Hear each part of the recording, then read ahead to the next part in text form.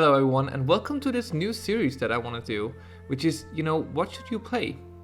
I think it's like over a month ago, I made this video talking about how to pick a main, and I thought that since I'm actually in this situation where I want to pick out a new main for 10.2, I was thinking why not actually showcase some of my thought processes and actually go through, kind of like going through that video once again, but actually showing you when I'm actually doing it, like how it looks like when I actually actively are looking to change my specs. What kind of thought process do I go through?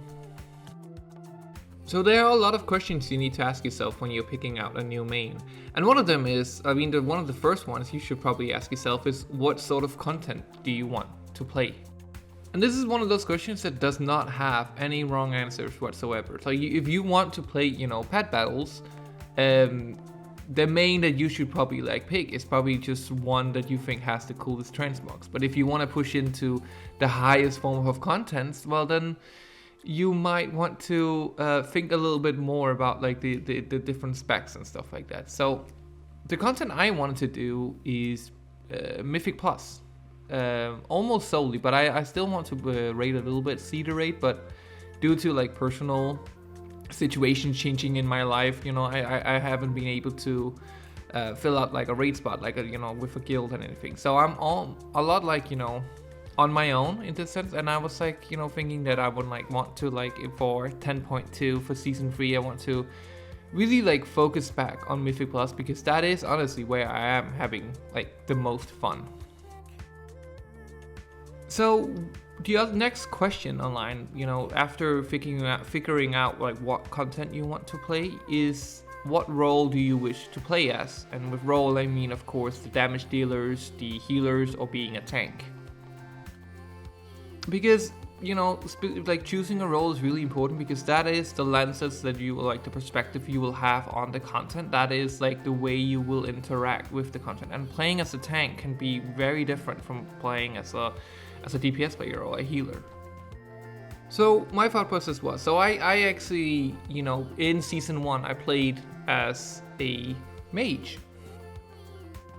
So besides the fact that I, really enjoyed playing Frost Mage, one of the reasons why I chose to pick a DPS for this season or season 2 was simply because I really missed trying out raiding. So before, actually in season 1, I did the exact same thing where I kind of didn't have time to raid, so I focused it solely on a Mythic Plus, and I decided to play tank. So in season 2 I wanted to change it up, also because I played warrior, protection warrior for a very long time, so I was looking for something different, and mage just absolutely hit that spot for me. And as I said again, playing DPS for me is really crucial for raiding, because I think that raiding as a DPS player is probably the most fun you can have with raiding. I don't know much about healing to say if it's more fun than, but I have the at least with tanking, I know that playing DPS is much more fun, more this ongoing race of how much damage can you actually do, and all that kind of stuff that you don't really have the same way with raid tanking.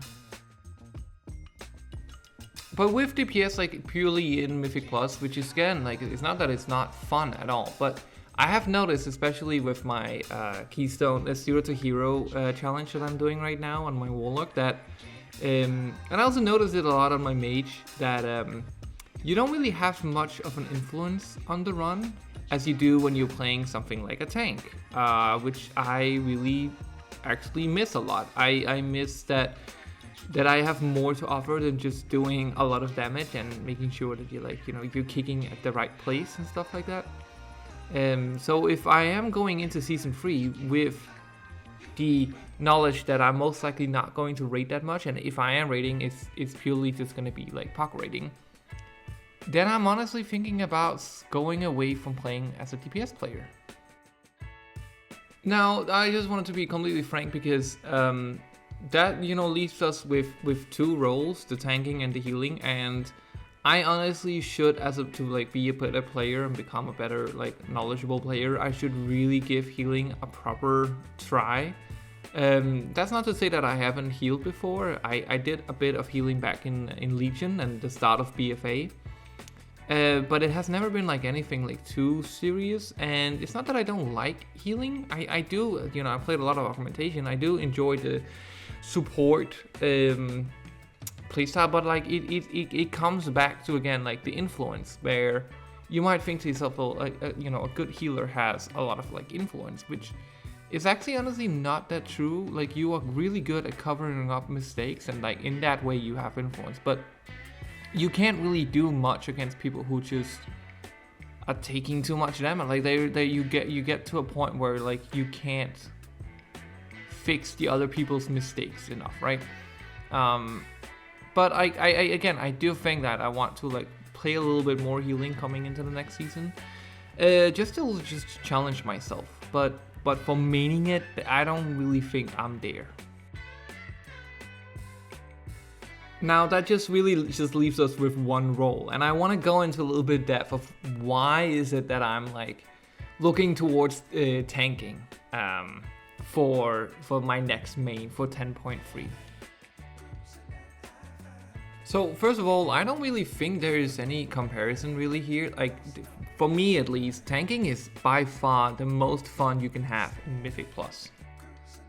And that's because, like, you know, tanking offers, at least like with routing and everything, there's so many nuances that you need to like be aware of and learn as a tank, that it doesn't just become, oh, you need to do more damage, or you need to like survive this. No, that is also a thing where you want to optimize your damage and you want to optimize your defensive capabilities and all that. But like, you have the routing, you have the planning out, like specifically what packs do you want to deal with, and how do they, like, you know, how do you deal with them, and also, like, you know, you have the whole adapting to your group, where every group is different. And that's true again for like healers and DPSs, but here you at least have influence, you have control over that differences, right? If you have a group that's doing less damage than what you normally are like used to, well, then you need to like plan ahead of that. And I think that's incredibly fun, and it's really addictive, and it really highlights you as a player, and like, you know, forces you to become like a better player.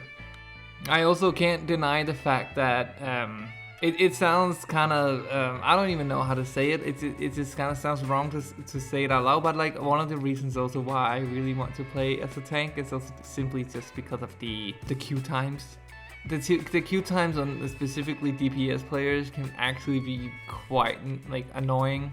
It's not that bad. It's not like you can't get into keys, and you definitely can. I proved that on my Warlock, absolutely. But it's, instead of maybe having to wait 5 minutes, you have to wait sometimes 40 minutes to get into keys. Especially if you're playing like lower keys than like usual people are. Like, as soon as you get score on your DPS play, like it gets